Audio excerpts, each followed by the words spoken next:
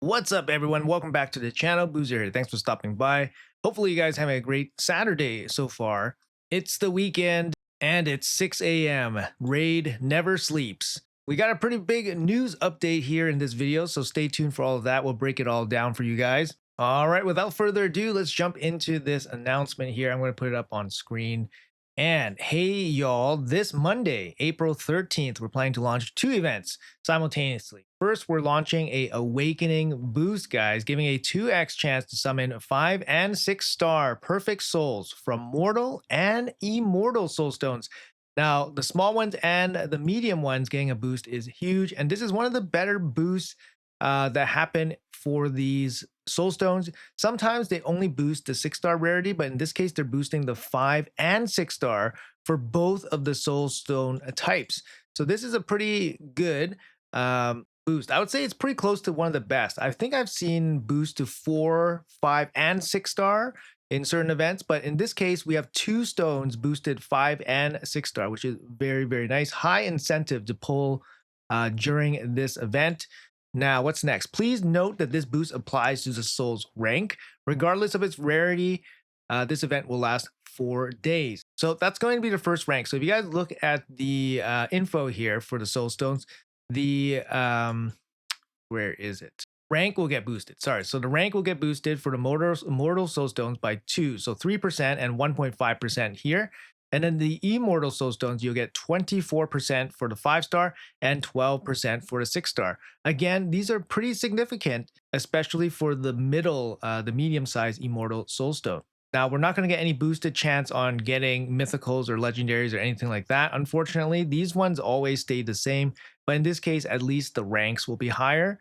Even if you get rares or epics, if the high rank souls start showing up, then at least you can sell them back for currency. And that boost is going to last 4 days. So after that, what is going to be corresponding at the same time of this event? So like we predicted when we were doing the fusion schedule, there's actually a giant kind of gap that we kind of identified that potentially could be something. So in this case, we were correct. We're planning to launch a adventure deck of fate where you'll get a chance to get glyphs of different rarities and other goodies. So we don't have any special relic event happening. The collabs are over. They're not going to give us any, guaranteed champion. So what are they going to give us instead? Glyphs. All right. Now, don't get me wrong, guys. Glyphs are very, very important. Glyphs are one of the things that really separates long-term grinding players from people that just start right away. So for example, if you just start right away and you're like, I want to build an account with just cash, the thing that you're going to be missing is glyphs. You just don't have time to accumulate all the glyphs, from the faction wars. And that's basically the only spot where you can actually reliably get glyphs. So this all takes time to grind. And if you're a brand new account, even if you pay your way to the best gear and all that, all of your best gear is going to be underrolled because you don't have the proper glyphs on everything, right? Like for example, like this speed glyph, you can go up to 12 extra speed. Obviously, this is the best speed glyph in the game. It's a legendary speed glyph, but you're losing 12 speed, right? For example, and this is just a generic 6-star one, and that's already 8 speed. When you have 8 speed missing from 5-6 pieces of gear, that starts adding up. So I don't want to diminish how important glyphs are in this game. And I recognize that not everybody is able to farm the highest stages of faction wars. So some of these glyphs are going to look very, very valuable. But if you ask me, hey, how about some legendary glyphs versus, hey, how about a brand new Argonite as a guaranteed champion? Of course, I would say the guaranteed champion would be more preferred in a Deck of Fate event. But hey, glyphs are pretty good too. All right, so how are we going to get points for this Deck of Fate? Did our guess work out correctly? So first we have soul stones. So you get points from soul stones, obviously. And then after that, we get points from pulling champions. And then we're going to get points from getting artifacts and accessories. Now, we did mention that there was only 2 Gear Hunter events during the entire Fusion schedule. Usually they have space for 3 Gear Hunters events. This is basically the 3rd Gear Hunter event. We predicted it was either going to be soulstone or pulling shards. In this case, they give us both options, which is pretty nice. And the fact that they're announcing this on Saturday while the summon rush is still happening, it's give you guys a little bit more information, especially if you guys haven't pulled shard yet.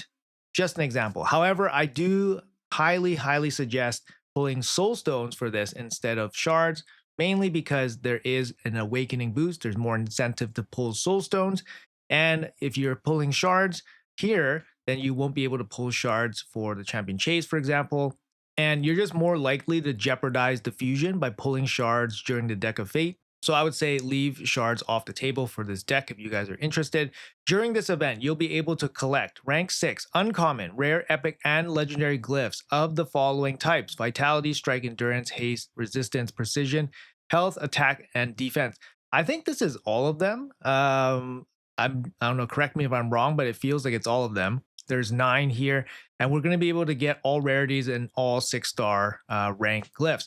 That's pretty nice. I'm not sure in the past if they gave us 5 stars or not, but I feel like they did. So this time, all 6 stars, amazing. And, you know, I would imagine that kind of sucks that they didn't give us exactly how much they're going to give us, whether it's random, because obviously the most important one or the most prized one would be a legendary speed one, which would be the haste glyph. But they didn't list how many. Like if there's one of each in the legendary rarity, I think that's almost too much, right? Because then there'll be 9 legendary 6-star glyphs in the deck of 40 cards. And then you still have to place uncommon, rare, and epic. So I think there's only going to be a select few. There's only going to be a select few in each of these rarities, which I think is a bummer. And the fact that they didn't announce it to us or break it down for us here, I think is a little bit not great, a little bit withholding information kind of style, unless it's totally random. If it's totally random for everybody's deck, then I guess that makes it a little bit better, but withholding the information here feels not great.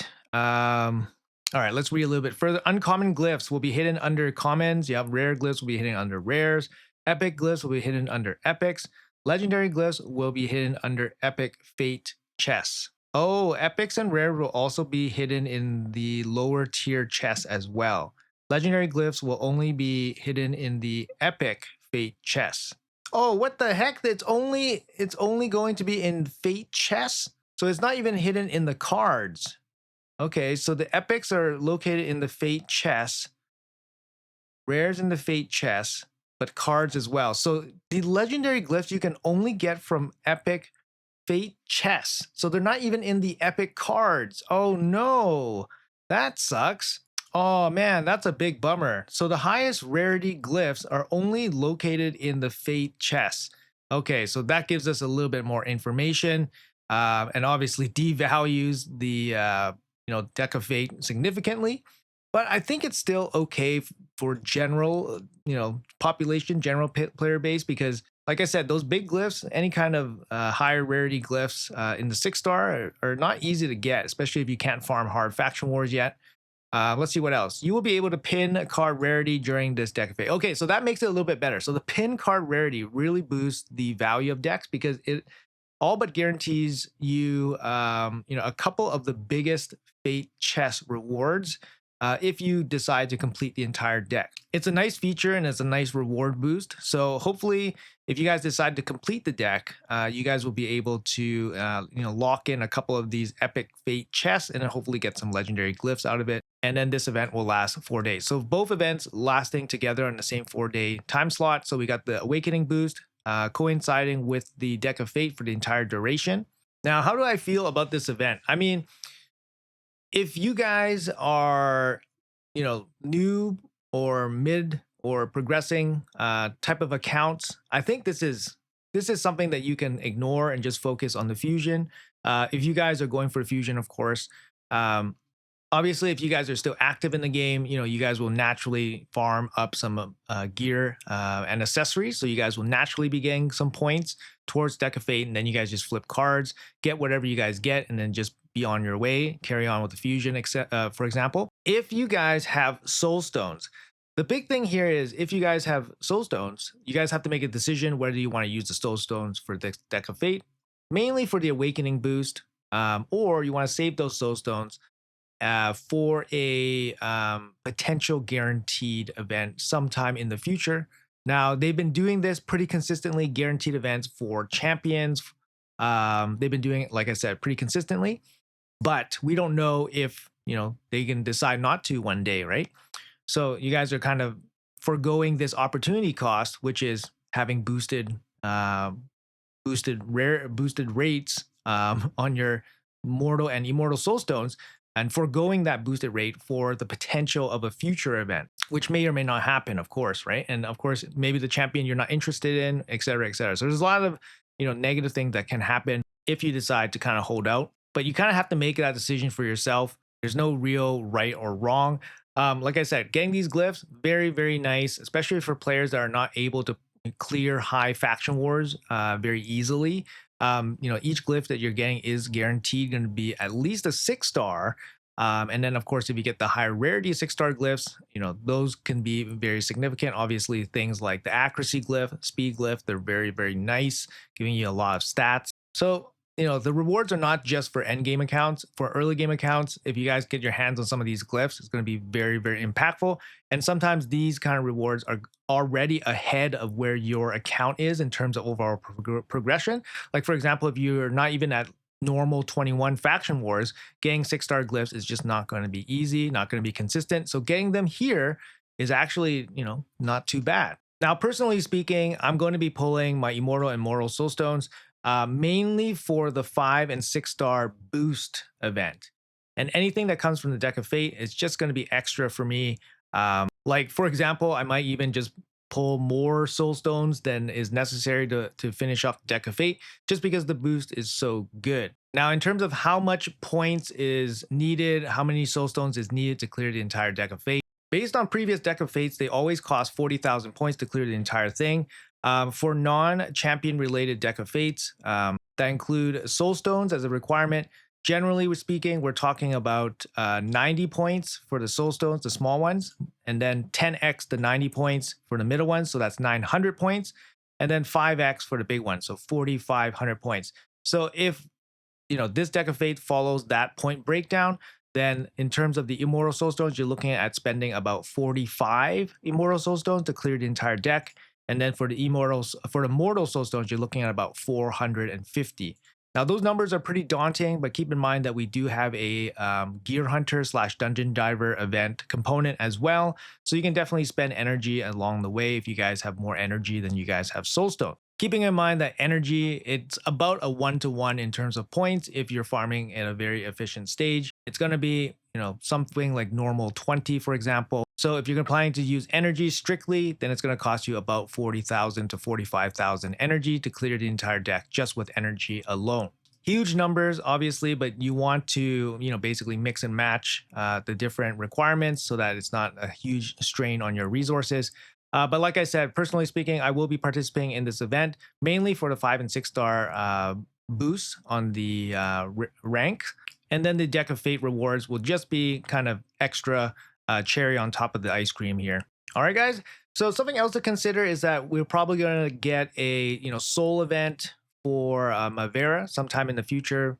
Probably immediately after the fusion ends, so next week or a week and a half or so, we're probably going to see a soul event for her. If you guys are even thinking about getting a soul from Mavera, this might be something that you might need to consider when using these soul stones. Maybe you can use the soul stones for that event. If that event required soul stones, again, we don't know, but just some additional things to consider. Anyways, guys, that's gonna be it for the video. That's gonna be it for the news announcement here. Hopefully you guys are having a great weekend. Hopefully your fusions are going fine. I did make a video yesterday about the importance of this fusion, and basically it should hit pretty well for a lot of people's accounts. Like, we have the epic, she's great for progress, and then we have the fusion, she's also just a great champion overall. Not busted or anything like that, but definitely a very, very solid fusion champion. So make sure you guys are on track for all of that. All right, guys, that's gonna be it. Have a great one. Thanks for watching until the end. Appreciate you all, and yeah, I'll see you guys in the next one.